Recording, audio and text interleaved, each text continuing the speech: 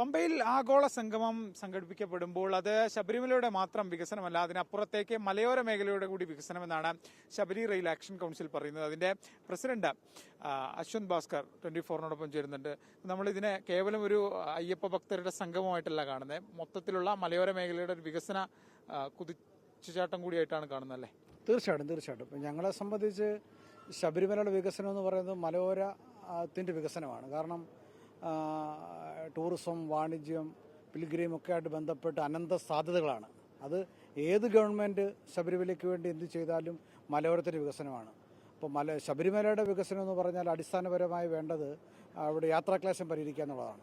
യാത്രാക്ലേശം പരിഹരിക്കാൻ വേണ്ടി നമ്മൾ ചർച്ച ചെയ്യുമ്പോൾ നമ്മൾ എല്ലാവരും വരുന്നത് നമ്മുടെ 2.5 പതിറ്റാണ്ടുകൾക്ക് മുമ്പേ തുടക്കം കുറിച്ച ശബരി റെയിൽവേ പദ്ധതിയാണ്. ഈ ശബരി റെയിൽവേ പദ്ധതി എത്രയും വേഗം നടപ്പിലാക്കണമെന്നാണ് നമ്മൾ ആവശ്യപ്പെടുന്നത്.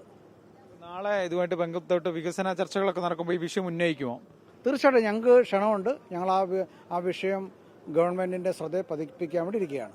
മാറി മാറി വന്ന സർക്കാരുകളെ പല ഘട്ടങ്ങളിലും ഇതിനുവേണ്ടി ഇടപെടുന്നു എന്ന് പറയുമ്പോൾ പോലും ഈ പദ്ധതി അങ്ങോട്ട് നടപ്പിലാവുന്നില്ല. തറക്കല്ലിട്ടു, ചില ഭാഗങ്ങളിൽ സ്റ്റേഷൻ ഉൾപ്പെടെ നിർമ്മിച്ചു, പക്ഷേ പരിപാടി അങ്ങ് മുമ്പോട്ട് പോകാത്ത സാഹചര്യം. അതിന്റെ പിന്നിൽ വല്ല അജണ്ട ഉണ്ടെന്നോ? കാരണം മലയോര മേഖല ഇങ്ങനെ മതി അങ്ങനെ തോന്നുന്നുണ്ടോ? അല്ല, തീർച്ചയായിട്ടും ഞങ്ങൾക്ക് സംശയിക്കാനായിട്ടുണ്ട് താങ്കൾ പറഞ്ഞില്ല. കാരണം കേരളത്തിൽ ഏത് പ്രൊജക്റ്റ് വന്നാലും അതിന് രണ്ട് മുഖമുള്ള, പക്ഷേ ഈ പ്രൊജക്റ്റിൽ എല്ലാ പൊളിറ്റിക്കൽ പാർട്ടികളും എല്ലാ ജനപ്രതിനിധികളും പിന്തുണയാണ്. അപ്പോൾ അത് താങ്കൾ പറഞ്ഞ വിഷയങ്ങൾ അത് ഗൗരവമായി തന്നെ പരിശോധിക്കുന്ന വിഷയമാണ്. നാളെ ഉന്നയിക്കുമല്ലോ ഈ വിഷയം? തീർച്ചയായിട്ടും ഉന്നയിക്കും.